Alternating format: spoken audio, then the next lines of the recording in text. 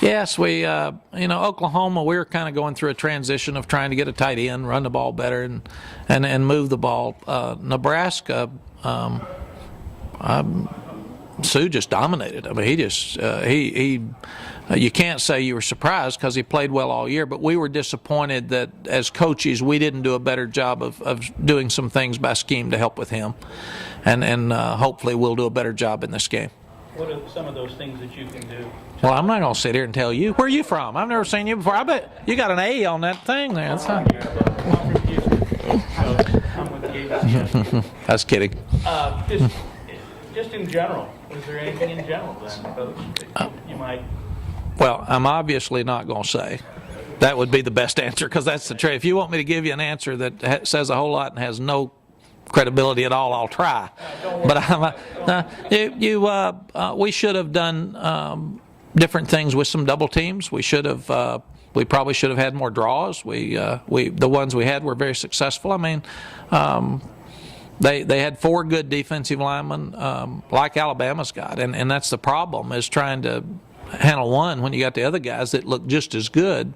But I thought that early in the game, he made so many exciting plays that it excited their defense and frustrated our offense, and we didn't come out of the funk till the end of the game. Now we drop a touchdown pass and we screw up a field goal attempt. We also didn't think we managed the game as a whole very well, and those are things that we need to do a better job with the staff to help our kids.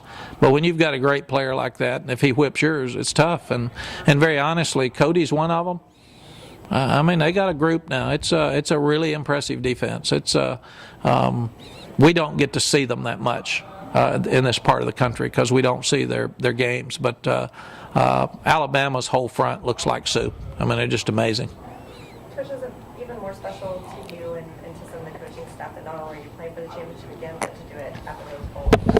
It is. The Rose Bowl people came through, and very few have changed. The other day they spent a couple hours with us, and it was fun to see them again. And to think that the night we did the teleconference and we beat Cal out to get in the Rose Bowl, and we were playing Michigan, and I was told that nobody out there liked us, and they didn't want you, and it was going to be bad. And that night they were really gracious, but now they've become friends.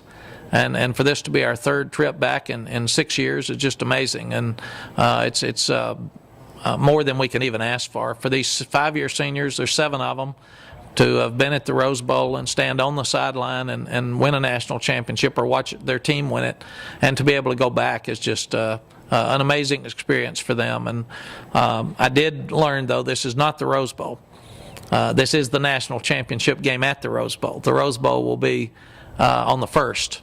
So, but it will be the national championship game at the Rose Bowl in Pasadena. So to me, from Cookeville, that sounds the same. We won't have a parade, but that's pretty close. We can still count it. Can you touch real quick on special teams? Maybe this year more than ever between returns. Obviously, the way it ended in Dallas, how important the special teams are and how you guys have come through. Yes, it's this team has found a way to win in all 3 phases at different times. And that's what you have to do to be good. It's hard to win 13 games. And not everybody and not everything's going to work every week. And everything has been pretty good. Our kickoff coverage was great against Nebraska, except for one time. And that's what, in this game, you don't need to have an except for one time. Hunter Lawrence has been unbelievable. In fact, in the 05 Rose Bowl, when we played Michigan, I walked out to Dusty Mangum and said, you're so lucky, you're going to be the hero. I mean, they're going to talk about this kick the rest of your life, and I wish I was you, and you're going to have all kinds of girlfriends. And I was trying my best to be happy and excited for him. With Hunter, I walked out to the offensive line and said in front of Hunter, where he could hear it, if you guys keep Sue from blocking it, he'll make it. But you have got to protect him. Just protect him because he's 100%. He hadn't missed. And he was. I didn't realize how close it was till I got home, but I thought it was right down the middle. And then when I got home and watched it, I still think it was right down the middle because it doesn't matter. It doesn't matter at all. And the kickoff return at A&M by Marquise. It's just we've been able to do the things in the kicking game that have really helped us. Now, it's so much fun, Jordan's punt returns against Tech and against Colorado. To watch Arenas and Jordan, Marquise, DJ, every time somebody kicks it now, there's going to be some excitement. and it'll be a huge part of this game, I think. Coach, will DJ return kicks if he gets to play then? Yes, if he does well between now and then. Marquise has done a good job. I guess I can't say I was.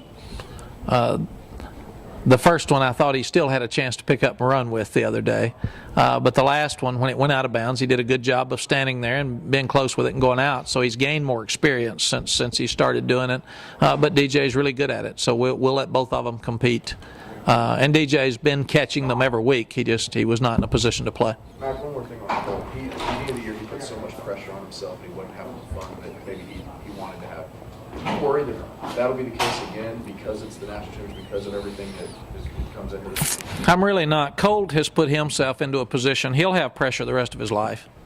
I've told him that I live that same life. I mean, every week you have to win now. I mean, that's what you do.